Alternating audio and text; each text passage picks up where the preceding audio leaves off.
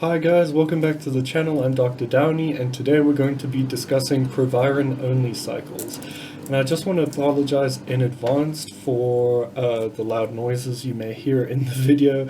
There's quite a lot of construction going on around my house, so let's get into it.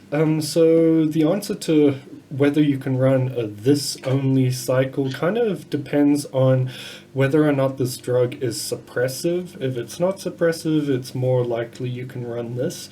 If it is suppressive, does it mimic the effects of testosterone, and does it still allow your body to produce estrogen?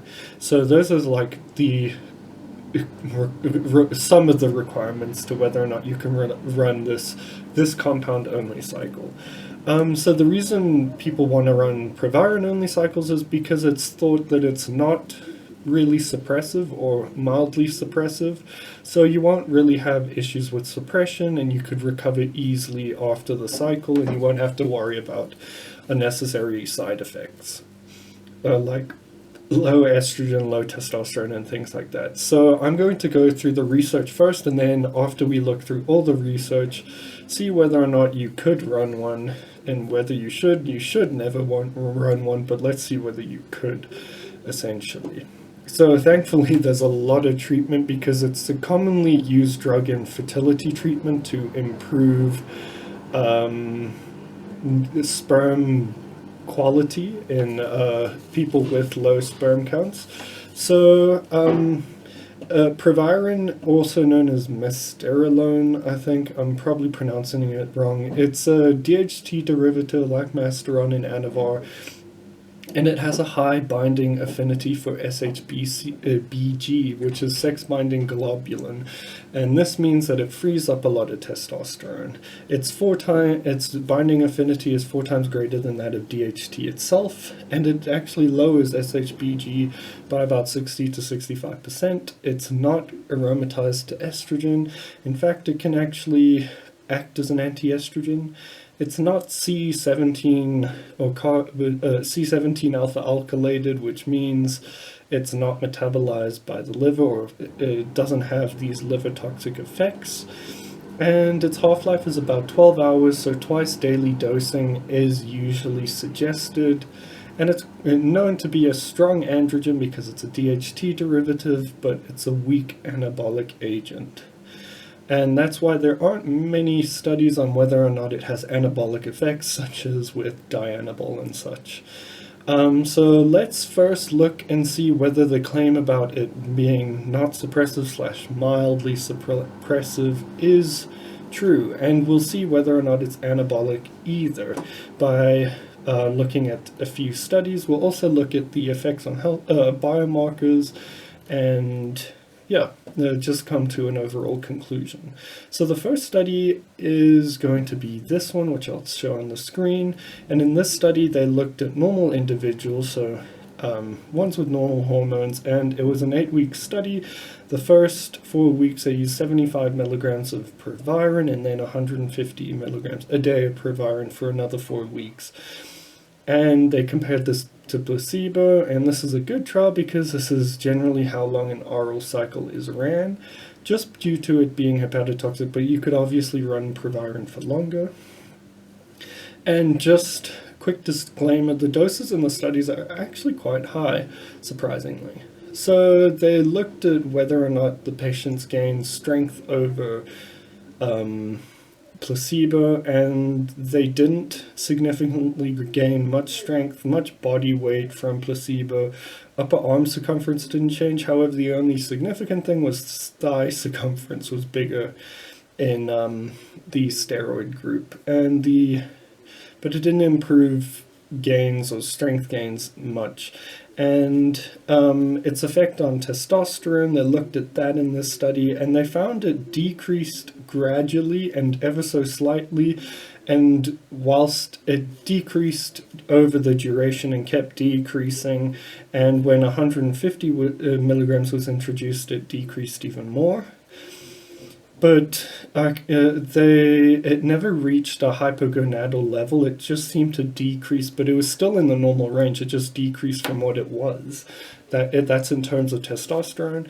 And they also found that protein-bound testosterone decreased and that free testosterone would increase, and this would mean that it does have that SHBG decreasing or protein binding sparing effect. And then they found also in the same study that LH and FSH were not affected at all, which means the pituitary testicular axis wasn't really interfered with. So we'll look at a few more studies to see what the general trend is. So in this one, again, they looked at the effects of Proviron, and in this they had two groups. One got 100 milligrams daily and the other got 200 milligrams, and this was just for 7 days. And they wanted to see the acute response of hormones to administration of Proviron. And they noted that there was a similar level of suppression in all groups. Testosterone was suppressed as well as LH and FSH, but none reached pathological levels. And LH and FSH suppression in this was more significant than testosterone, but still, whilst none reached that hypogonadal level. But what I did notice from this study in particular is that those who had high normal levels of testosterone or LH or FSH seemed to have more of a decrease than those with low to normal FSH and testosterone, where those with low to normal didn't have much of a decrease. So in this study, they actually did look at that. This is the following study, and this was quite a large study with 250 participants, and this was done in individuals with oligospermia, meaning low sperm count. Azoospermia means no sperm, pretty much. So they received 100 to 150 milligrams of Proviron for a year in this study. So this was quite a good study on the safety profile of Proviron. And a year, this is very high because it tends to be used from 20 to 100 in most people, from what I've seen on forums. So the sperm concentration, which was the main thing they were looking at in sperm quality, didn't change much. The concentration, however, did increase, but the density, the sperm count didn't really change. But if we look here at this table, looking at the effects on FSH and LH, you can see that the greater your LH or FSH is to begin with, the more reduction or the more suppression you will face. If it's low to normal, you'll see that most of the participants, like 85 to 84%, did not have a change in their FSH to LH levels. Some had a reduction, but none reached hypogonadal levels, which is what is the important thing. And then they looked at the testosterone and remember, this is a whole year, and the testosterone over a whole year showed a similar trend. If it was higher, it had more a reduction. There were actually a few cases where their testosterone actually increased. But again, this was like less than 10%, so it's not really that important to note. And over the year, they looked at liver function, and there were no changes in the biomarkers, which again proves that it's not really extensively metabolized by the liver, or that it doesn't affect the liver as extensively as other orals. So in another study, this just looks again at the plasma FSH and things, and they gave them 75 milligrams daily for 6 months, so a long time, and these changes were equivocal. As you can see here, there weren't really many changes to the hormone effects.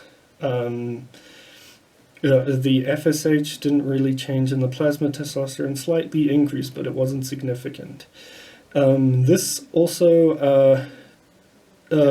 so like after this study, the results were equivocal, where there wasn't really suppression at all, and in the previous studies there were, and I was like, why didn't they find suppression? And it was possibly because, not the duration, but the dose, they used 75 milligrams, whereas the other studies used 100 to 150 milligrams. So it does possibly suggest it is dose dependent. And let's look at the effect of Proviron on lipids, because that's always an important topic for individuals using exogenous hormones. And as we can see, this is the study, and here are the results. And if you look at the results, there's a transient increase in cholesterol, but it didn't reach a value of significance, and neither did the triglycerides, and testosterone and FSH did not really change significantly. So again, it has a fairly good safety profile, and it doesn't seem to be as suppressive if you use a lower dose, because in this one they used 75 milligrams again for 6 months. There was one case report of someone having a clot. I think it was a deep vein thrombosis, but this was a case report. And remember, case reports are poor evidence, so they actually conducted a study after this to see if Proviron was prothrombotic, meaning increases the chance of clotting occurring, which the pill is known to do, and things like that. And they found that there were no changes in biomarkers there were no changes in biomarkers which are used to indicate whether the patient is in a thrombotic state. So other effects, it actually might have antidepressant effects, because DHT itself is known to blunt depression to a degree. And in the one study, they compared Proviron to amitriptyline, which is a tricyclic antidepressant. It's not first line anymore, it's also called tripiline, and they found that Proviron produced exactly the same reduction in depression, however fewer adverse effects or side effects. And it's also known that DHT derivatives do have a role of decreasing prolactin. So let's come to the discussion. Can you run a Proviron only cycle? Well, this one you possibly could do, and a duration of 12 months does seem to be safe also. I'm not suggesting you do it, but I'm just looking at the research here. So 12 months with minimal suppression at 100 to 150 milligrams, although I wouldn't advise you go that high at all. And whilst suppression may occur if you're at the high end of normal, it doesn't make you hypogonadal, meaning lower than the reference range. You just may have a decrease from your baseline, which makes it easier to recover. The only problem is that it doesn't convert to estrogen, but this shouldn't be a problem because it doesn't suppress your testosterone, which your endogenous or natural testosterone will convert to estrogen. But the problem is Proviron does possibly have these anti-estrogenic effects, which may make you have these low estrogen side effects. So there may be a need to supplement with exogenous estrogen if possible, but that all depends on blood work. It doesn't massively impact health markers. I didn't find any health markers to massively impact it. I'm not saying it's safe, however. And studies analyzing, there aren't many, but they did look at a few studies on whether it changes your body composition and things like that. And whilst in vitro studies it does seem to stimulate satellite cells, in real life the results are equivocal with not much change to the body occurring.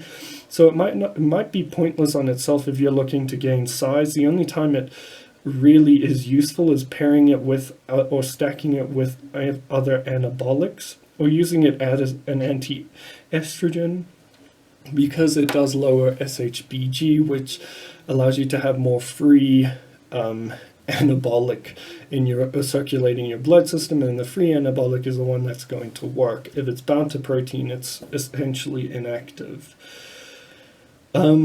But you'll hear people claim it does increase vascularity, and I would attribute this more to its anti-estrogenic properties, where you lose the water weight estrogen gives you. So it is possible to run it as an oral only cycle. You'll just have to make sure your estrogen is in check and things like that. But I can't think of a reason why you'd want to do it. You won't gain much size as noted by the studies, and it's only really useful for stacking with other compounds and being used as an ancillary pretty much. So I hope you enjoyed that video. If you did, leave a thumbs up. Let me know what you think if you disagree, and yeah, I hope, subscribe if you want to. Yeah, I'll see you in the next video.